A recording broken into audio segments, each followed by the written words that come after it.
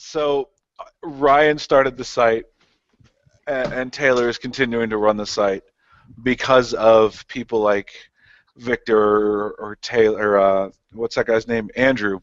Uh, I forget your name sometimes, buddy. That's right, Tom. Or Chrissy. It's just been a fantastic adventure over the past 16 years. UO is 16 years old. The MMO industry as a whole really is 16 years old, and Richard, you've often been called the father of the industry, and I'm sure that that's something that is on your plaque right next to "I went to space." That's kind of a big one. Yeah, that's a big one. So I wanted to wait until we had you and Starr on together, but we can do this now. It's been 16 years since you started this industry and your team started this industry. It's been 16 years since Stratics started. Now that Ryan and Taylor, who are really the past and present of Stratics, what does that do to you as a person with the emotional attachment that you've had to the game and now the industry? It is amazing to reflect on, and one of the things that who was saying this, that Taylor I think was mentioning a little earlier, was how when we were developing UO, we just had a feeling that playing online with other people was going to be better than playing by yourself. Ultima is often simulated having a party of your friends with you because we were kind of emulating the social aspect of tabletop gaming. But that was about as far as we knew. I mean, we knew that it was important. What we had really no idea about is what the ramifications would be of everybody being able to play online. Not only the amazing array of what we used to call emergent behaviors, about people using features we never anticipated in ways we never anticipated. But then, as Taylor was mentioning, that the need, the drive for the community to continue outside of the game in ways that were every bit as important as the time in the game, and we're already seeing that with Shroud of the Avatar. With Shroud of the Avatar, we already look at the community sites that are coming online, and in very real and very important ways, they're already superior to what we do in-house. And I don't mean just in the sense of the amount of love and attention that goes into making them pretty and informative. Just that the backbone they represent is already much more powerful than I would have anticipated. Much more powerful than any of us, especially thought of about back at the time of UO. So anyway, this last 16 years for me has been phenomenal. It's and like you said, but when you think of those placards of moments in life that you can say, I was there when, or I was a part of the beginning of blank. This is obviously one of the biggies for all of us, I think, who were around back in the time. And when we get Starr on here in a little bit, even though Ultima and Ultima Online are credited with that. It's really Starr that built and ran that team, and so that's why it's gonna be great to have Starr here on a moment, so we can you can hear at least me gush all over Starr. Well, I don't know if you've been watching, but we also had Paul here just a little bit ago, and I know Paul had a lot of influence on UO, and so with the community and. So you look at the MMO industry as a whole, and we'll put this under a blanket. With everybody in this room, we all have the passion for MMOs. So there's the giant MMO community. And really its foundation comes from MUDs, obviously, BBSs and things like that. Those players transitioned from BBSs and games with Legend of the Red Dragon and things like that, which was still an amazing game, and nice scuba gear there, Andy. And then to the MUDs, and then to the text-based chat room games, and then inexorably to Ultima Online. So this community has really just kind of started out, as that small atom, and exploded. And then we break it down into a little bit more deeper investigations of the smaller, like the Shroud of the Avatar community, the Elder Scrolls Online community. So as the token kind of industry beginner, what does it what is your reaction to all of these communities that have kind of started sprouting up, and the people that kind of learned under your tutelage to take off and become leaders in the industry? And is it something that you really kind of think about and thrive on, the fact that these people and these titles and these people and these communities really developed from somewhere in your cerebellum? Well, there's two things that I'd say on that front. One is just talking about, you talk about the history of MUDs and other things before. I think one of the big important things about UO was literally timing.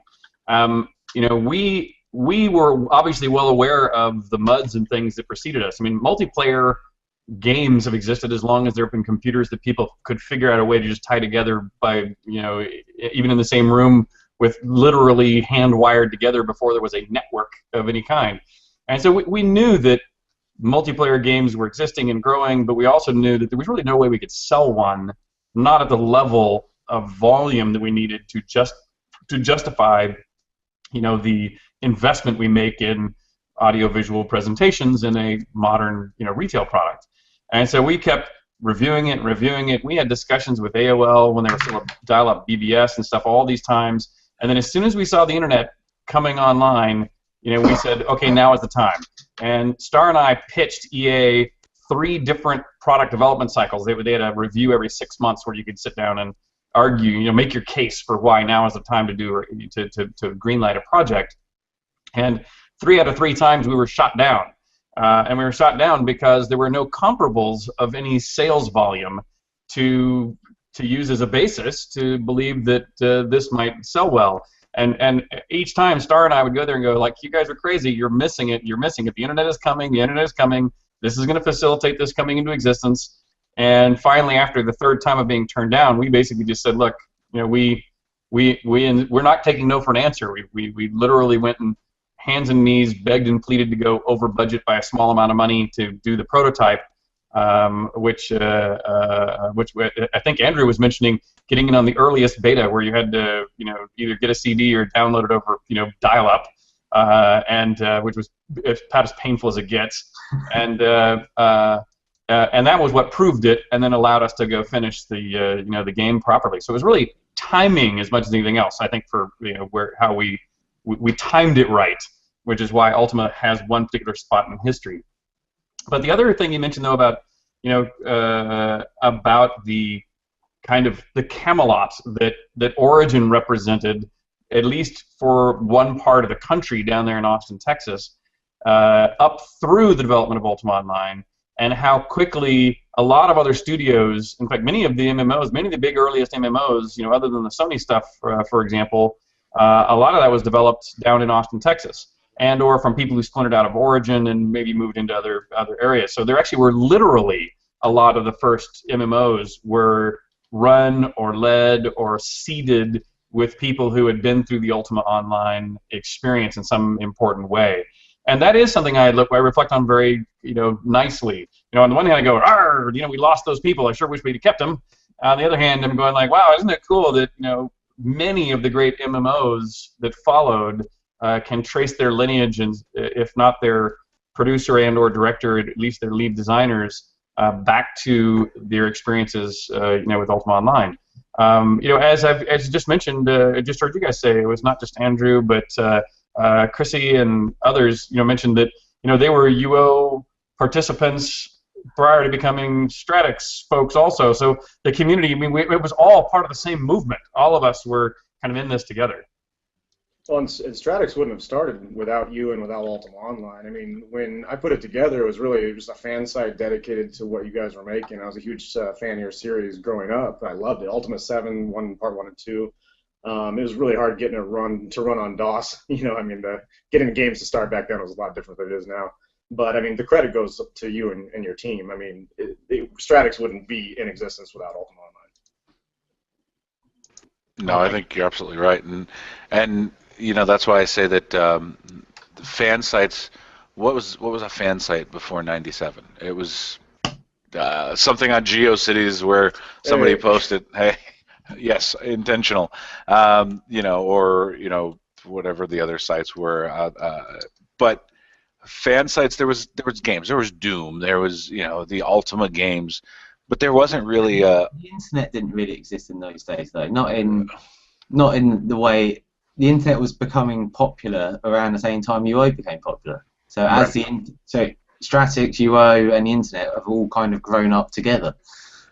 Well, and UO, and I mean that type of environment is almost kind of like a microcosm of the concept of the internet in general. I mean, it's obviously a particular interest that brings the people together to participate in this particular game environment. But really, if you look at it, it's a smaller scale version of what we were seeing blow up when all the AOL discs started hitting your mail. You know, 10 hours free.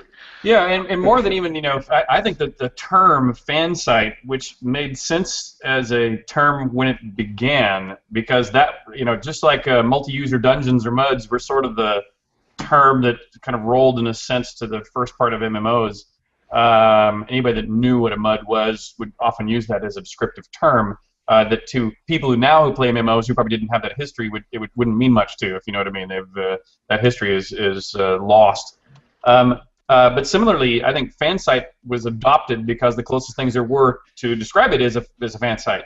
But I actually think it's, Stratics and many of the others now that have followed you are maybe, I'm searching for a term here in real time, but calling it a community hub, where it really is a community organization more than the previous version of fan site prior to Stratics would have been, oh, I'm a fan of Kiss or Rush or whatever else, and I'm just gonna post the drawings I've made that I think are cool of Rush in my high school notebook, or I mean they really would just be a blog that you would make yourself about your fan appreciation for some topic.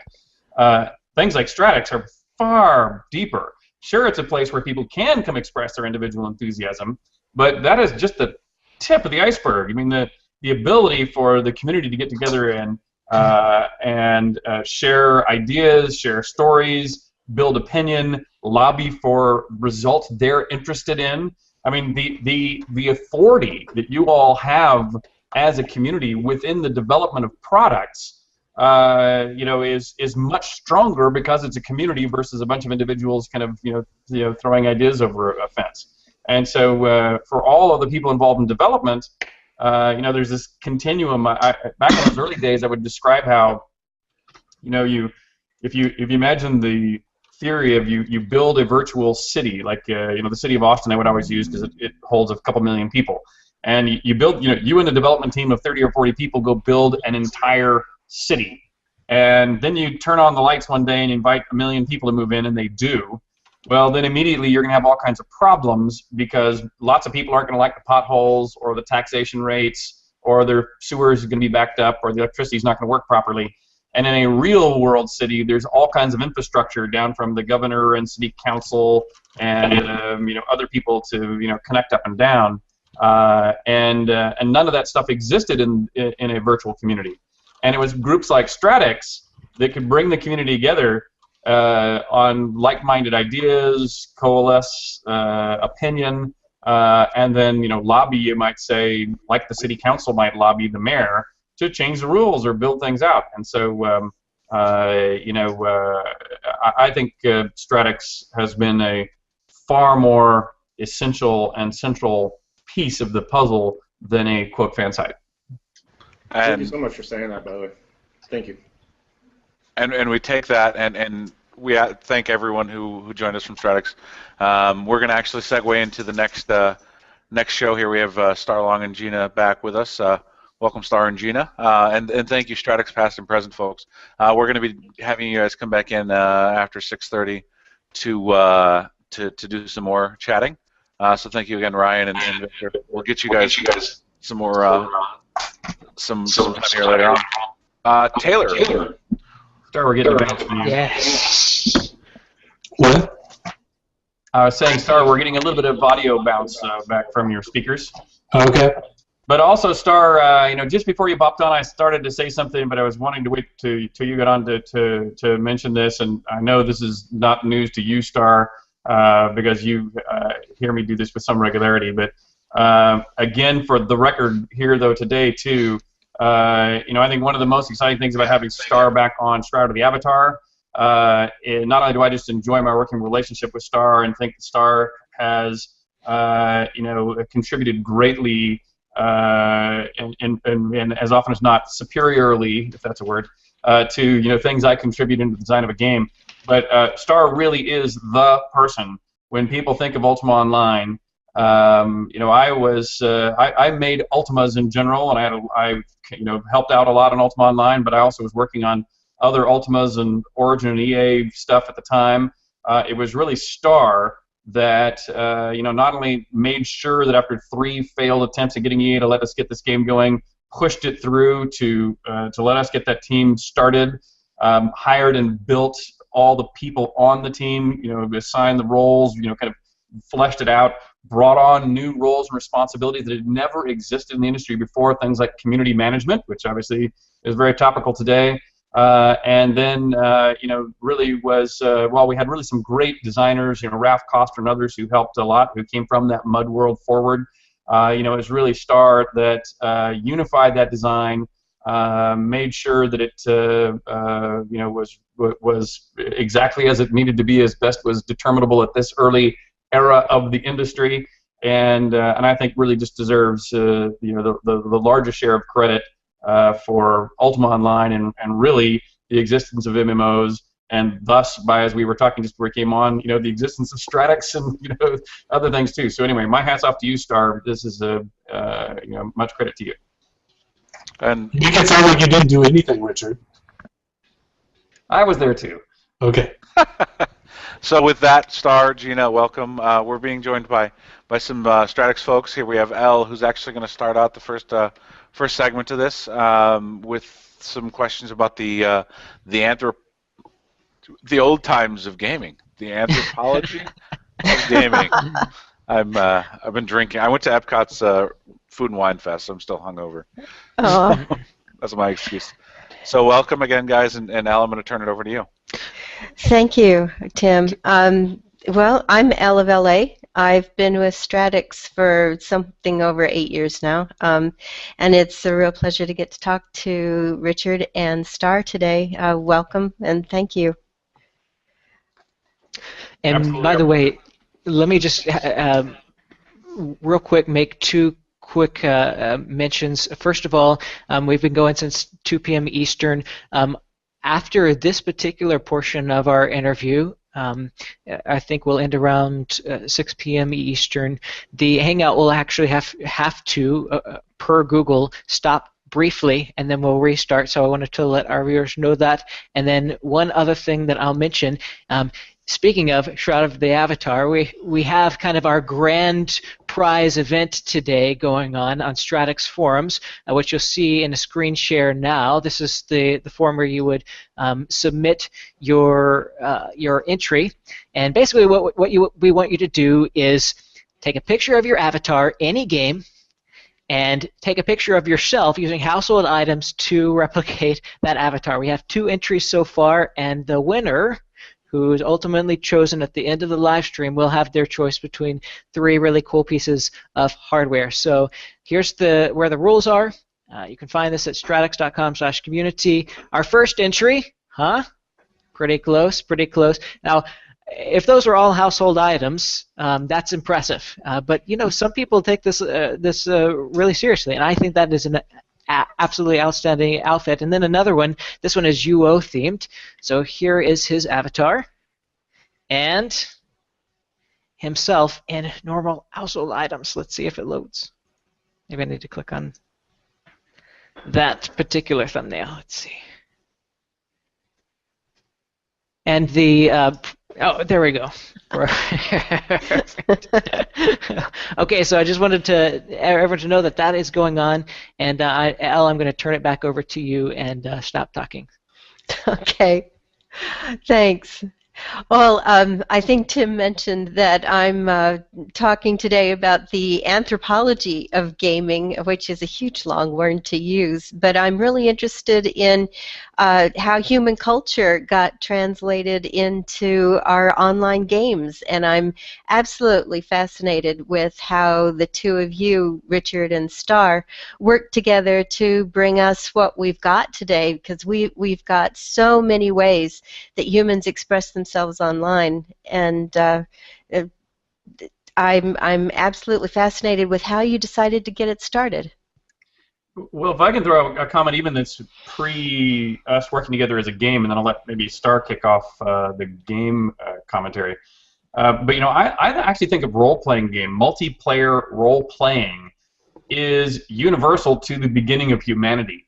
Even if you go back to little children either playing tea parties or army men, they are role-playing a fantasy scenario in their head in order to both be entertained, but often as not, also to kind of work out social relationships or problem solving in a very real way. So I think role-playing is not only a very powerful storytelling, playful, desirable activity from that standpoint, but I also think it's a great opportunity to pass on thoughts and ideas. And that's one of the reasons I'm so proud and pleased with the turn we made in Ultima's, starting about Ultima 4, where we started to include things like virtue in them, is because I think that role-playing games are a very powerful teaching tool, frankly, whether you mean to be teaching or not.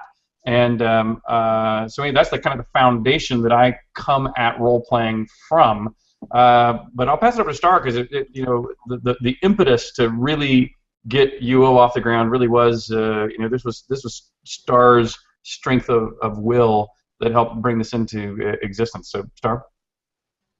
Well, I'll echo your anthropology of games, and you've heard me say this before too, that I really believe that games are best expressed as a medium as multiplayer experiences. And if you look at the history of games back to, I think the oldest game we know about is an Egyptian game called Set, which is about 6000 BC, and it's a early form of backgammon, and it was 2 players.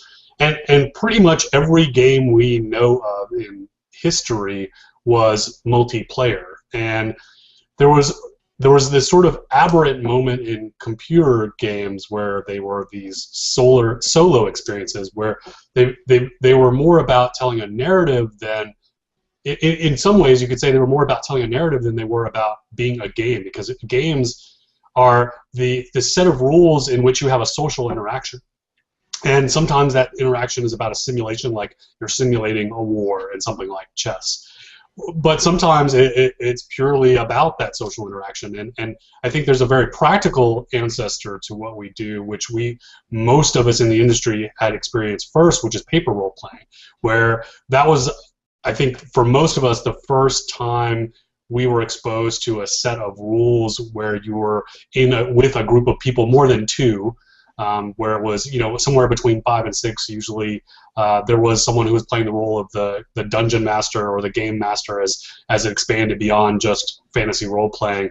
And I think that's really the ancestor for multiplayer games, was trying to recapture that paper role playing experience where you had the game master who was basically facilitating the story, and then you had all the people who were participating in it. And I think we as game makers made this decision that we wanted to recapture that, and we wanted to see if we could provide a framework that functioned the way the Dungeon Master did, that provided that set of rules, that story, that narrative, but what was critical in those experiences was, and why it required a human, why a human had to be the dungeon master, was you had to be able to adapt to what the other humans were doing, because you were not telling a linear narrative. You were adapting as the play. And the best dungeon masters I ever had, or whenever I did it a few times myself, and whenever I felt like I was doing my best, was when I was really in tune with the players and knew what they wanted, what excited them, how I could challenge them just enough. And I think that's kind of the holy grail from a ancestral source of online games. You've talked, both of you, about surprises that you encountered as you started to get into the online games. I heard one in Warren Spector's lecture series from Richard, talking about how he found a fisherman and a warrior trying to give him armor and weapons, and he didn't want anything to do with it. Did you run into interesting stories like this, and could you relate one or two, you guys? Well, they happened, all the time. But that story of the fisherman really was the first time I sort of became consciously aware that this thing we had created, which was quite simple on the surface. I mean, the original graphics to Ultima Online, as you all are well aware, were 5 years or so behind the state of the art, even at the time of its launch, and the feature set was not as diverse as you might find, in some other competitive games at that time. But these new first features of being able to play in a massively multiplayer way, were added such a profound difference into gameplay that but I don't think any of us, we knew it would be important, but I don't think any of us, at least I know I didn't, have any idea as to how powerful that change would be. And the story of the fisherman, where and by the way, fishing, the simulation for fishing at the time was literally 50-50 chance catch a fish. So you just pick up a rod and that was it. It was never any better, never any worse. And there really wasn't much you could do with the fish. I mean, I think you could cook it or sell it, basically. Poison it. Yeah, but there were people who did this, all day, every day. And the fact that this warrior, thought he was providing such great benefit coming back from the dungeon to give armor to this poor, destitute fisherman who must surely be fishing only because he can't afford to protect himself better. And the fact that the fisherman, basically said, get out of here because, I'm a fisherman. This is what I do. I buy and sell fish, and I go back to the pub to tell stories about fishing. Really struck me. I mean, it really struck me in a very deep way. From that moment on, I really did look at this thing we had created in a new way. I realized how that there were going to be these emergent behaviors that none of us could have predicted, and it was also sort of a terrifying moment because you also know, boy, this is going to get worse before it gets better. I mean, people are going to start finding ways to use this that we don't anticipate, and there's even more stories now. Kind of the other end of the spectrum would be things like how people would exploit the combat system, where my favorite on that side was I would have roving bands of carpenters who would go around town 8 at a time, and 8 people would simultaneously craft, say, a chest of drawers, drop all 8 of them around the character so they couldn't move away, and they couldn't destroy those chest of drawers at the time either. So they're trapped, and then somebody else would throw a flask of burning oil in the middle, and so the guy on the inside would die. As it was a way you could indirectly kill players in a town, which we had tried to ban. And it required not only the coordination of 8 or 9 people, but those 8 or 9 people had to level themselves up in skills completely unrelated to combat in order to perpetrate this particularly dastardly deed on some unsuspecting character in a town in a way that the people in town, thought was, and we intended to be safe. And so, and that was only the tip of the iceberg. And that's one of the, frankly, that's one of the arguments and struggles we have even today in the office. That exact example comes up, and we debate like how good or bad was that, because they're stories we all remember, and so therefore we sort of have a sense of liking them because they're so memorable. But then you have to sit back and go, is that really a behavior you want? How much emergent behavior do you want in a game before it becomes so much like the Wild West that it's actually not fun for anybody except the few people who figure out those loopholes to prey on everybody else?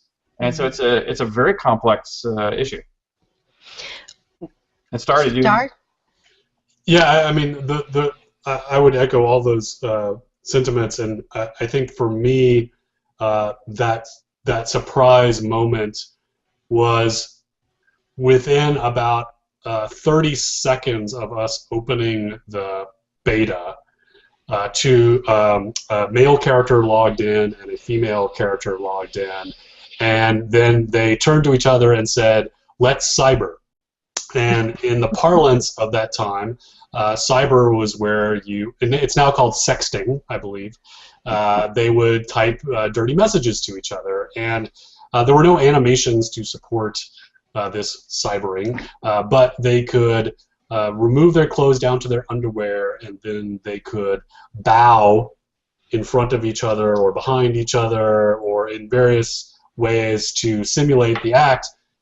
And that, for me, was that moment where I realized, oh my God, we are so not in control of this experience. Like, our experience as game makers and designers, again, as I was talking earlier about, where we would weave these narratives, and you would go and you would be the knight or the wizard or the paladin, and it's like, no, these people are just going to have some simulated virtual sex, and they're not going to pay attention to all the other things around them.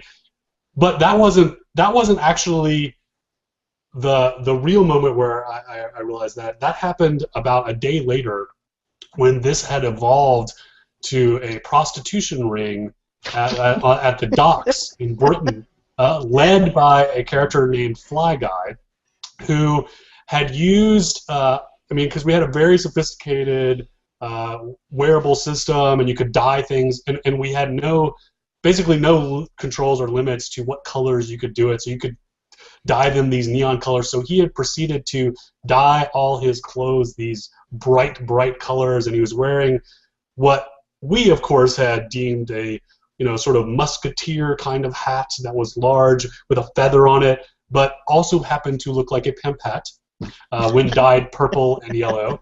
And you would go up to Fly Guy and you would give him your gold, and then he would have a line of female characters that you would choose from. And that was actually before anyone sold items that they had crafted.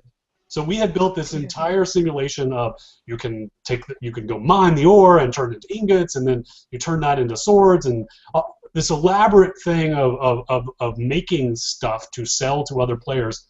Before anyone got that far, they were selling sex. So we had this simulation that replicated, there's the anecdote of the world's oldest profession. Well, we had that appear in accelerated virtual time of a day.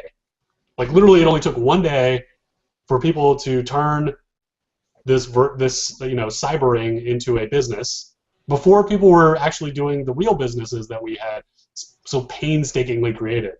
And that was hilarious, and also a bit painful, as this sort of letting go. And I think that was when we all kind of realized that at some point, it kind of flipped from us becoming or being designers and creators to more like we were running a government. And as these things, we realized, well, do we need to pass a law? It became less about changing the mechanics and the rules of the game, although that's really what was happening. But the discussions we would have about it were, again, I've never been in politics, but it's what I imagine happens when they have these debates about, should we turn this into a law? Do we need to make this activity illegal? Is that the right thing to do? What kind of behavior is it going to create? Those are the kinds of the discussions which none of us had ever had before, because, again, none of us had been in politics, and it really, that, I think, those discussions, we all sort of turn to each other and go, oh my God, we're running a government. Like, this is a virtual, country that people now live in that we need to police. So unexpected consequences seems to have dominated your rollout there. I've always been very impressed, and I'm wondering about the fact that you've put ethics into the game right off the bat. The virtue system in Ultima Online, and I'm assuming that you've got similar ethics that you're building into Shroud of the Avatar. Would you like to tell me about how you're going to bring human culture into this and bring ethics into it at the same time? Yeah, it's interesting because putting the virtue systems in, starting with Ultima 4, was hard enough. But so the virtue system in Ultima 4 was, I think, good but fairly simplistic. It got better through 5 and 6 and 7 and so on. Well, when we started on Ultima Online, while it was in there as a namesake by all means, it wasn't nearly as in-depth as it had been in some of the solo-player Ultimas. And so one of my goals early on was to say, okay, how can we create Shroud of the Avatar where we recapture some of the power we had in the solo-player era, both from a storytelling standpoint as well as, and probably more importantly, the virtues standpoint. How can we have a code of ethics that is deeply imbued into the game experience, and more than even just as a namesake? And so that's actually one of the areas we're working on very hard. And so Shroud of the Avatar, we're breaking it up into kind of 5 story fragment releases. So Forsaken Virtues will be the first, and there'll be 4 more that kind of continue to explore things like ethical parables and virtues that we go through. And we just finished building the main story arc, and it was actually Starr, again, who came up to me just this last week and said and noted that, at least in my retelling of the story to the team, how I had talked about the primary virtues we want to talk about in the game, but had not yet really communicated well another thing that I think is really important about these ethical parables that we have put into Ultimas in the past, and we hope to do in Shroud of the Avatar going forward, which is the commentary on contemporary social issues. For example, if you look at 5 and 6 and 7, which I think did this particularly well, Ultimas 5 and 6 and 7, sometimes I was speaking of things like religious tolerance, very specifically, but veiled in the context of the belief systems as they were being discussed in the game. Sometimes I was talking about racial tolerance, when the gargoyles came to power and had this purposely were designed to look demonic and evil, and therefore you'd be set up to combat them and presumably commit genocide, but later on, discover that they're a worthy civilization of their own, and in fact have an honest grievance with you, which is why the fighting started. Things like this that are now, that's actually, since Starr made that note to me last week, that's actually the thing I've been working on this last week, is how to make sure that I can make sure that we bring up contemporary social issues of today, which we do have in the main story thread, but again, in the retelling to the team, I don't think it was resonating as strongly as we want it to. But that's, again, one of the great things about working with Starr, is that Starr, gets this and can read through what we have as a product and makes note of those gaps in ways that few other executive producers and directors would do. I will note that's only through very, very, very hard experience where we missed those things. Where there's often, as game creators, there's a lot of work we sometimes put into what we create that we'll put a lot of work into it, and then there's this kind of final step where it needs to be very well presented to the player so that they can perceive it and experience it, and when we fail to take that final step, there are sometimes big sections of content that we invested a lot of work in that completely go by the player, and it's, I vowed after doing that a couple of times that I don't ever want to do that again. I want to make sure that if we're investing the time to make something, that the players should be able to experience it.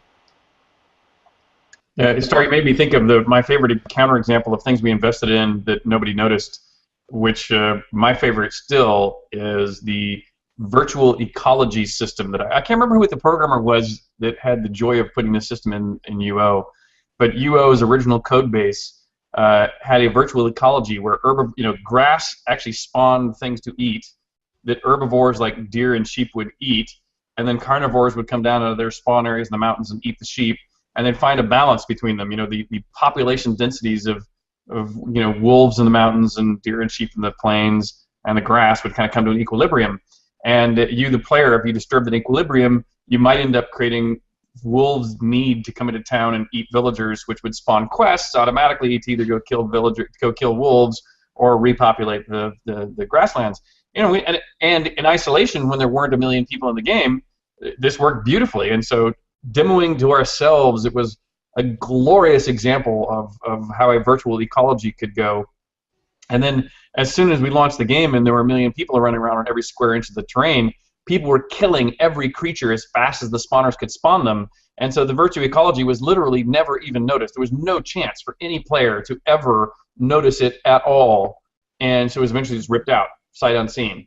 And what I thought was funniest about that, just to go to contemporary things, and I don't mean to be critical of anything anybody else is doing, but at least I did note it when the new EQ Next was being discussed. I noticed they had a whole section they described about virtual ecology they're planning to put in, and they described it in very similar to the way I just said it. And I was like ringing bells and going like, whoa, think about this carefully. And I'm sure they're familiar with the experience we went through, so I'm sure they're being very careful. But that was my first reaction was, wait, be careful. There's demons there in that design. You could argue that the simulation worked perfectly because it replicated what is happening to our planet right now. So you could actually argue that it worked exactly as designed. You could. Tim, do I have time for one more question? I wish, Gina. We're already past the threshold. So, Elle, thank you so very, very much. We have a couple of other things we need to segue into just a bit. Thank you both. I appreciate the time.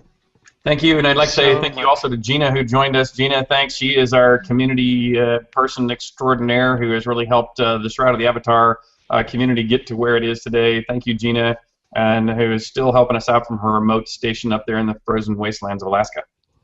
Well, don't go anywhere, Richard. We still have you for another 30 minutes, I think. All right. Bye-bye. Elle, thank you so much. Actually, I want to take a second out. Shroud of the Avatar has been absolutely fantastic and donated some prizes we wanted to give away. And I thought in between the two, we got Ben coming up, who is actually the associate editor for Shroud of the Avatar. He's been sitting there with the tapestry in the back, calmly waiting. So real quick, I'd like to give away something. Gina had mentioned me. We have an adventurer pledge. Actually, I'm sorry, 2 adventurer pledges. And 1 virtual collector's pledge, as well as Ben has got a Shroud of the Avatar collector's coin, which if you haven't seen it, those are spectacular. I carry a challenge coin from when I was in the military with me all the time, so I think I'm going to have to start carrying around a collector's coin. But so for right now, I want to give away the first adventurer pledge to Valo PvP. So congratulations to him. You should be getting a message from Aramid, and she will set you up with that Adventures Pack, courtesy of Richard and Gina and Starr. So thank you guys for that.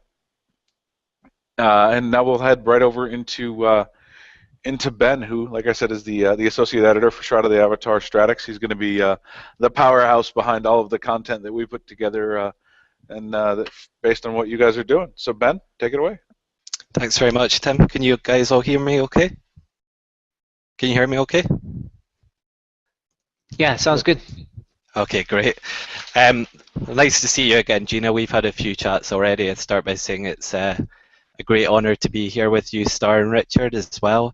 The theme today, What's Old is New, is particularly close to my heart. I very much grew up with the Ultima games, your games, Richard, and Ultima Online was a great experience for me. It was the community behind that and really the family.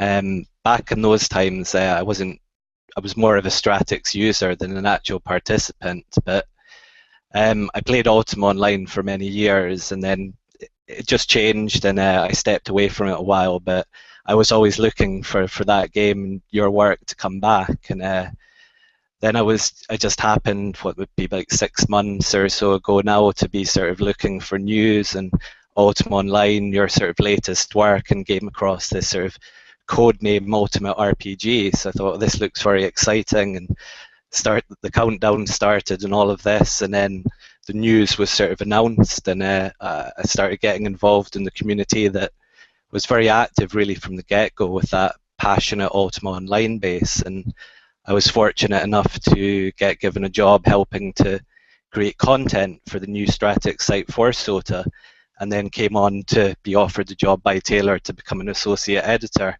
which sort of leads me up to today, and I actually get the opportunity, the great experience of meeting you. So I suppose the first question I'd like to come in with is looking at that sort of the Ultimate RPG as it started, and really the formation of Portalarium with the first games you did. I think was a casino game and a collector's game, and then into Ultimate RPG, which became Shroud of the Avatar. what was the sort of vision there with how Portalarium was formed, how you started, and what experiences did you get from the first games that really helped leading into Shroud? Yeah, it's interesting. As I rejoined, shall I say, back with some of my business partners from Origin and NCSoft, Dallas Snell, Fred Schmidt, and many others. Immediately, the thought. I mean, from the very beginning, we started talking about what we originally had codenamed a Calabeth Online. That was actually its first incarnation internally. And we sat down, we were calling this game a Calabeth Online originally because we weren't sure if the word a Calabeth had been sold to Electronic Arts along with Ultima. I actually still think it's probably safe for us to use. We sold them Ultima, but specifically not like Lord British and other things associated with me. But at that time, the whole company had very little funding. The team was maybe 4 or 5 people. And the theory was hatched that we needed to kind of learn how to leverage a lot of the new friends graph aspects of the new social media era. And a couple of the team members had already been working on this small poker game. So we thought, okay, let's release this poker game so that we can have something up and running that generates a friends list and begins to have buying and selling of property and the management of money. Then let's step up and do this collecting game where you have an avatar and a home and you can buy and sell stuff and decorate your house. And then let's step up and do a full-blown role-playing game. That was the theory of why we started with a tiny game, went to a middle-sized game, and then we're planning to go to a bigger game. To be honest, that theory didn't work out quite as we hoped. We actually did go through those intervening games. I think we learned a lot by doing those intervening games. So a lot of that learning, everything from our enthusiasm for Unity, we kind of learned during that period of time. I think we did learn how to leverage a friends graph importantly during that period of time. But neither one of those companies, neither one of those games were really kind of our passion as a development community, and nor were those games individually particularly successful. So they didn't really help us much towards the funding of Shroud of the Avatar, which is one of the reasons that we went out and did. We debated long and hard about how are we going to fund this game? Are we going to go raise a bunch of external money? Are we going to sign up with another publisher? Or are we going to turn to the community to help kind of top off the tanks that we need to kind of bring this out as we planned and hoped? So that's what those at least 2 pieces of history did, but those were really just stepping stones, always intending to lead to what again was internally originally called a Calabeth Online, first publicly discussed as the ultimate RPG, which sort of comes out of this treatise that I had wrote and posted up on my Facebook account, where I said, look, here's my learning of the previous games we've developed.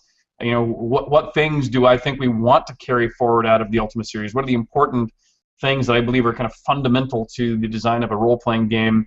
And then similarly, some extractions from UO and even Tabula Rasa, a game that Starr and I worked on together too. So these are the kind of foundational precepts that I hope we continue into any role-playing game, any online role-playing game we do next. And so then when we finally did go public after the countdown you mentioned, that's when we revealed the name we had arrived at, Shroud of the Avatar, and more detail about the plans, and including the big new feature, that is one of the big new features that I'm particularly excited about, which is this selected multiplayer. So from the creation of Portalarium, would you say was the plan always sort of building up to Shroud of the Avatar rather than any of the intervening steps? And what was the catalyst, I suppose, because it's been a while since Ultima Online and then your work in Tabula Rasa. What was the moment that you thought, right, it's time to sort of get back involved and really start the work on this? Yeah, with each, it's funny when a lot of us left Electronic Arts, we sold Origin to Electronic Arts just before UO. Ultima 9 and UO were sort of the last products that a lot of us on the role-playing side of the teams did with Electronic Arts. but we had stayed there, at least those of us who were there at the time of the sale in 1992, we stayed up to basically the year 2000, so almost a decade we stayed with EA to produce role-playing games. Once a lot of us were out, and this is true for me, and Starr may have a slightly different story to tell on this one, but I not only had literally a one-year non-compete, but also I'd already been making games for 25 years, and so to take a one-year relaxation moment was not a bad idea in my mind. And so it was really about a year later, in fact it was a year later to the day, I think, that we announced Destination Games, which was all of us getting back together to do massively multiplayer games again. And almost immediately we were acquired by NCSoft. And I mean, literally within weeks of announcing our existence, we were acquired, and we stayed there for about a decade. And after our exit from NCSoft, then again I took about a year off, and so for me it was about a 1 year lay low before I got back together again with originally Dallas and Fred and some others, before we managed to get Starr shook loose from his other engagements too, to bring him back with us as well. But so for me it was really just the 1 year break is over and it's time to get back to work. The stepping stones were there, we thought would be a practical way to produce funding for the bigger game. In fact, it didn't help nearly as much as we had wanted to, which is why we had to go seek additional funding somewhere else. But we did learn of I think some good and important lessons from those first two games. So I'm really keen to hear your views and Starr's at this point, actually, on the whole sort of crowdfunding and crowdsourcing success. Really, with the initial sort of crowdfunding through Kickstarter for the game, which got the community sort of so involved and passionate early on. It was exciting to be involved in that. And then really with, I think Shroud has been breaking new ground, I'd say, sort of opening up the opportunity to your community to really kind of give something back to the game, initially in terms of just content creation. I think Chris Spears, your technical director, was sort of putting requests out for items to be created in game, and most recently with this big challenge of the avatar competition you're running, where people can actually get an opportunity to create a whole scene of their own for the game. And looking at some of them, they look spectacular. So I'd be interested to hear your thoughts on that. Well, let me give you a kickoff of the first start of Kickstarter, then I'll turn it over to Starr, who's doing a lot of the lead on the contemporary stuff. You know, when we sat down internally and said, okay, you know, we're going to have to seek some additional funding. How do we want to do that? I mean, we'd already our initial Portalarium funding had already come from outside investors, and we weren't too excited about trying to hit up those folks again for more money. We debated on going and talking to whether it be Electronic Arts or other bigger companies, but we said, you know, we've already been down that route twice, and some of you may have heard me give some talks where I also talk about the first games that I've done after working for another company have often not been the best of the series. And so I'm going like, I'm not really sure I want to start right now working for another company. And so that's when we said, oh, well, we can always do this crowdfunding thing. And, you know, I looked at that, and at first I was frankly scared shitless about it, to be frank. Because it's one of these things where if you go do that, well, until you do it, you have no idea if you're going to be successful or not. And if you're not, it's sort of the end of the road, because no company is going to back you, no investor is going to back you if you were not successful through something like crowdfunding. And so it's sort of this unknown that you step into that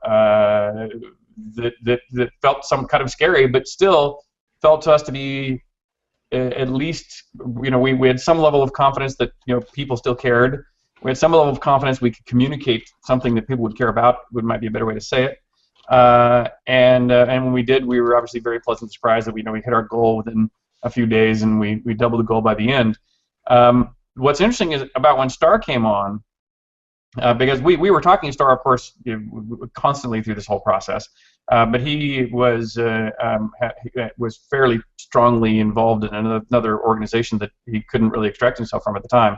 But when Starr finally was available to come join us, one of the first things he did in the post-Kickstarter era is sit down and go, look, you guys are doing a fine job internally of getting the foundation of this game built, but you've not been doing nearly as strong a job as you need to communicate to work with the community.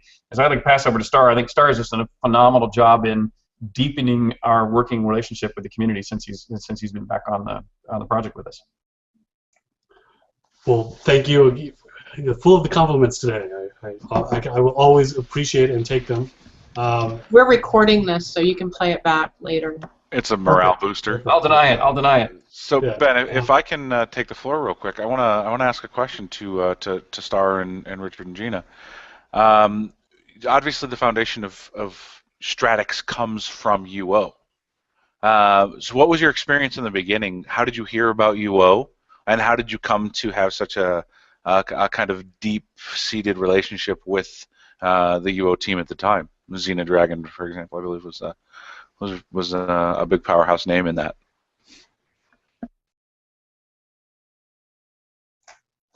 You're asking us how we came to. Well, how did you hear about Stratics? I guess is. Oh, Stratics. So you Yes, said yes. Ultima Online. So Did I really? Yeah. Yeah, I was slightly confused. Yeah, that's why we're all a little stumped there. It's vodka, I promise. There you go. Okay. So how did we? Great question. You know, what's really been great about Shroud and what was great about Ultima was we really felt like we had this tight loop with the community, but there was always more that we knew we wanted to do or that should be done. But you know, as the people making and maintaining the product, there was only so much we ever had time to make or do.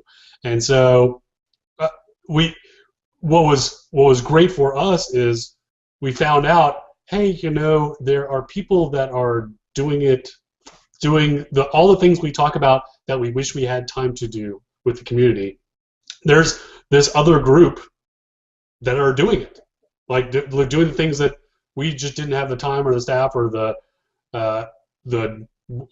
skill to do, and you guys were doing it. And we're like, yeah, great. important to say skill, because I actually agree. Even if we had the time and the budget, we wouldn't have done it. We wouldn't have been smart enough to do it. Right. And so I don't have the exact sort of moment or an anecdote about it, but just the general of like I mean, I remember distinctly this sort of feeling of relief of like, whew, we're not alone. Like there's somebody else who's going to help us with the community and support the community and do things with them that we just weren't able to or couldn't do. Starr, also, do mention, Starr, some of the renewed effort you put in behind, you know, the community engagement, you know, since you've come on board and working with, well, everybody from Dallas and Rick and Chris and really the whole team. Yeah, well, I mean, most of what is happening was things that were already in place. Most of what my job has been is to sort of get us into this regular cadence of, yes, we are putting out updates of what's going on in the product, but they were sporadic. You know, sometimes it was once a month, sometimes it was once every 2 weeks. I was like, well, look, the outside frequency has to be a week. Like, we should never go more than a week without some major update, some piece of content. Because it's not that we didn't have the content. I mean, we are actually working every day, making stuff every week, and we just weren't taking that extra step to get it out on a regular basis. And so that was really it. And then really pushing. We were doing some crowdsourcing, which one of the things I'm most excited about this whole project and actually the game industry right now is this whole concept of crowdsourcing. You know, prior to, you know, things like Unity and some of the ideas like Game Jam and things like that, there are only two things you could point to that were examples of this. One is user-generated content, so something that, you know, we were doing back in Ultima Online of like people could have their own business and run those things, and things like Minecraft now is kind of the pinnacle of that sort of UGC movement of like you can make anything with that, but you can't make money as a user doing that. And then from the crowdsourcing perspective, similar things you could point to like Wikipedia. Like Wikipedia is a completely crowdsourced thing. And so there were examples of crowdsourcing and examples of, but again, with that, no one's getting paid to make those articles on Wikipedia. Like, it's just a community crowdsourced effort. And so what is really exciting to me, we're at this point where it feels like we're on this threshold where people can really begin to support their participation in these experiences by making content for it and getting paid for it, and either paid in virtual currency, and literally like you're going to pay for your upgrades or your time in the game through making stuff that other people will see, or literally cash. You're going to put something on the Unity store and someone's going to buy it from you to use in their game, or you're going to submit it directly to people like us making games. We're going to make art. We're going to pay you for it, and then you can use that money to buy things you want, or you can use it to play our game. But again, we're on this threshold where it is we will continue as game designers and game makers to make content, but we can now not only get that content from the users, but they can make money off of it. And I think that is, and we're in the infancy of that. I mean, there are only, you can probably count on one hand where this is happening in the industry, in the interactive industry as a whole, beyond just gaming. But I think that we're on this threshold where I think in the next decade it's going to explode, where it is going to come much more relevant, more central to the entire experience of playing and making these games, and I think it's super exciting. And to tie it back to the question of like Stratics and places like that, I think that there's going to be an increasingly important role for how you manage the communities, how you manage that submission, and how you review all that content, how you decide what content is appropriate, what content fits for this. I think there's opportunities, just like there were opportunities for helping with community. I think there's interesting niches and opportunities in this space where for people to sort of broker these kind of crowdsource to content creator things. And by the way, I'm making this up as I'm sitting here. So, which by the way, which I could tell also. But by the way, I agree. I agree completely. I mean, imagine if there was a Stratics section, whether or not it was devoted to an individual game, but what it was devoted to instead was community content, sometimes associated with its particular game, but sometimes just in general, that helped the community hone its skills of ways to contribute. One of my greatest dreams in creating one of these virtual worlds is similar to what Starr said, is when people can earn a real living with their time in the virtual world. Whether it's putting on plays or making limited edition art that shows on people's virtual walls. But frankly, it could just as easily be creating the content that was used in the game in the first place. So, if the Stratics community was sort of self-policing, which one of the things these sites do so well, is they let the best of the community's thoughts rise to the surface in a coordinated way. And so if that included... Already taking notes, Richard.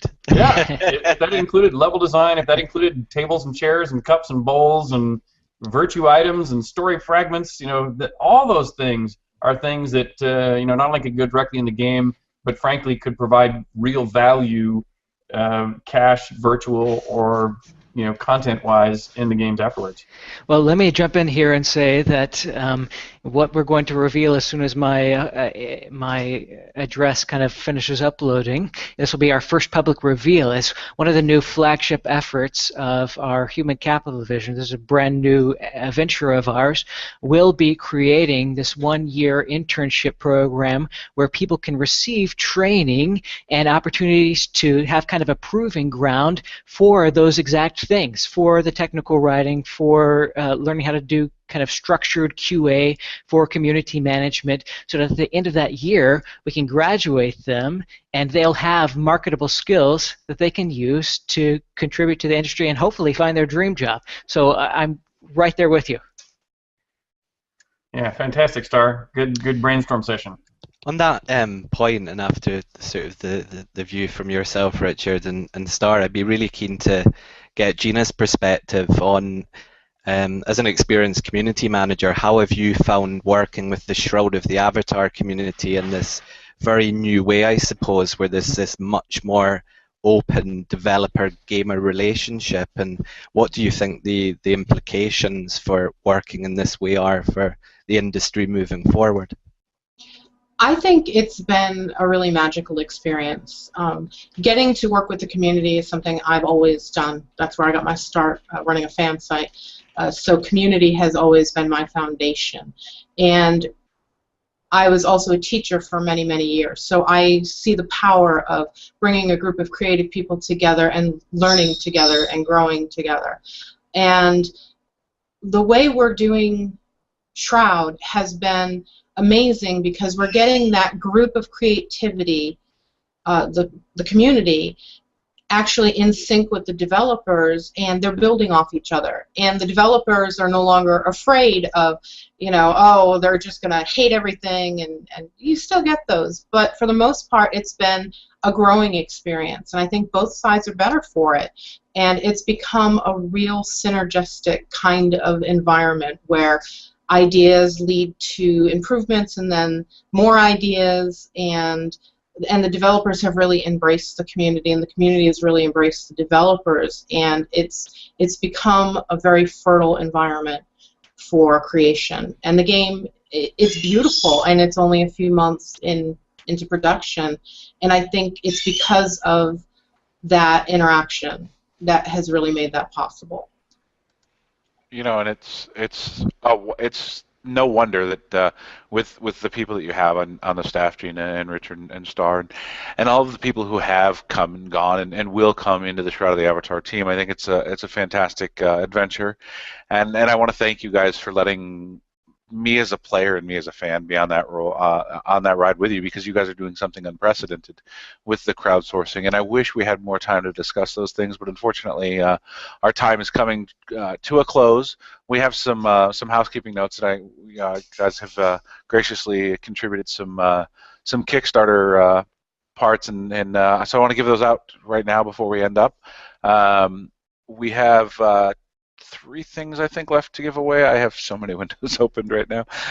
So we have one more Adventurer's Pledge to give out, and that's actually going to go to Devil's Own of Legends. So congratulations to Devil's Own. I can do that with sound effects. Watch this. See? There we go. It's fantastic. They won't. Uh-oh, Gina's got something. They won't let me keep this myself. So the Virtual Collector's Pledge, which is probably the big succulent prize here, it goes out to somebody by the name of Snickerdip797. Snickerdip797. So congratulations, Snickerdip. Or maybe I think maybe more of this. Yeah, maybe. And finally, Ben has graciously contributed. Taylor's rolling his eyes at me. Taylor is graciously contributing one of these collector's coins, which is absolutely spectacular. So now let me ask this question before we give this away. When you guys are at the bar together, do you guys drop your challenge coin on the table? And if you don't have your challenge coin, whoever is there or doesn't have their coin has to buy drinks? Well, we just got them ourselves, so it hasn't happened yet. So the next time you're at your SCA event, being a bartender, you can pull out your Shroud of the Avatar challenge coin, throw it down. And that Shroud of the Avatar coin is actually going to somebody who was just on the stream. Trin is going to be getting that from Ben. So thank you guys so much. Richard, Starr, Gina, it has been an absolute pleasure. If it weren't for you guys and your vision and your dream, Stratics never would have happened. And it's because of you that the passion exists in me, and Taylor and Ben and all of these people. So thank you from the bottom of my heart for letting me be a kid for the rest of my life. Thanks, guys. Most welcome. Absolutely, our pleasure. And let us drop items in the game. That's all I'm saying. Just okay, Starr, you heard it. All right. We just get a no.